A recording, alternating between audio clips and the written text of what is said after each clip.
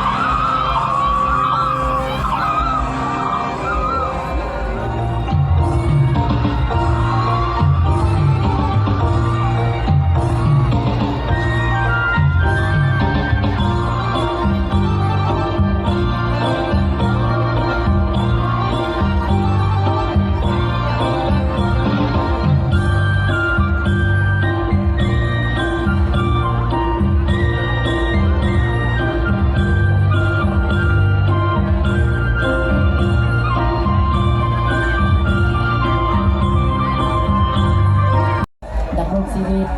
นอนและกันให้เห็นทางด้านวัฒนธรรมนอนจึงเป็นเอกลักษณ์ให้บรรทานดาวสู้กันในมื้อนี้เนาะและสำหรับบรรทานนอกจากกำลังการไปไกลมาที่อยากขอพรหรือว่าต้องการจะมาเบิ่งศิลปะวรรณคดีจากบรรดาเมืองต่างๆใน10ตัวเมืองก็สามารถมาเบิ่งได้เนาะและสำหรับอยู่ทางด้านข้างนั้นก็จะเป็นผลิตภัณฑ์โอดอปเนาะอาจารย์มาจากเมืองต่างๆจะเป็นสินค้าเป็น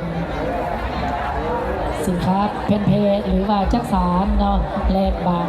ซุ้มบางเมืองก็จะมีทั้งอาหารเนาะให้กับบรรทานในงานตลอดงานจนฮอตวันที่2เลยเจ้าจากเมืองคูนคำเข้ามาต่อกันที่เมืองยมราชกันต่องามธรรมศาสตร์ท ถ้ำทรพีตั้มสิ้นมี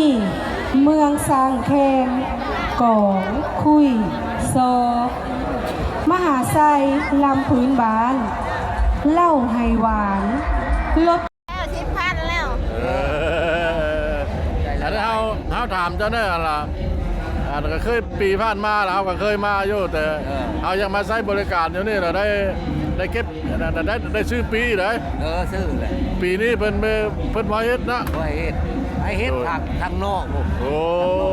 โดยประมูลแล้วก็ ว่าโดย แคนใต้น้ำพุ โดย5ขึ้นไป50โดย คันเบาละ5คันหนักละ10 นั่นล่ะ อันนะ เพราะว่าปี เอาปีข้างแน่เลย ปี2026นี่แหละงานประทาดสีโคตรบูรณ์นี่ถือว่าตั้งเก้าตั้งหลากหลายแนวอยู่เป็นต้นว่าเพิ่นเก็บค่าบริการนั้นคนมาขายเครื่องเพิ่นกับบ่ได้เอาแพงปานใดปีนี้นะเบิ่งหันเบิ่งนี่กับเบิ่งผีหลายปีนี้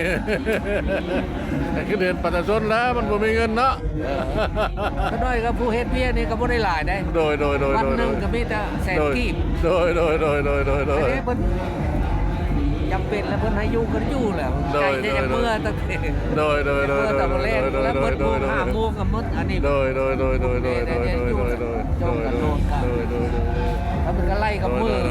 แสนกีบนั่นแหละ โดยขอบคุณเข้าใจเด้อพาเมียไปรอก่อน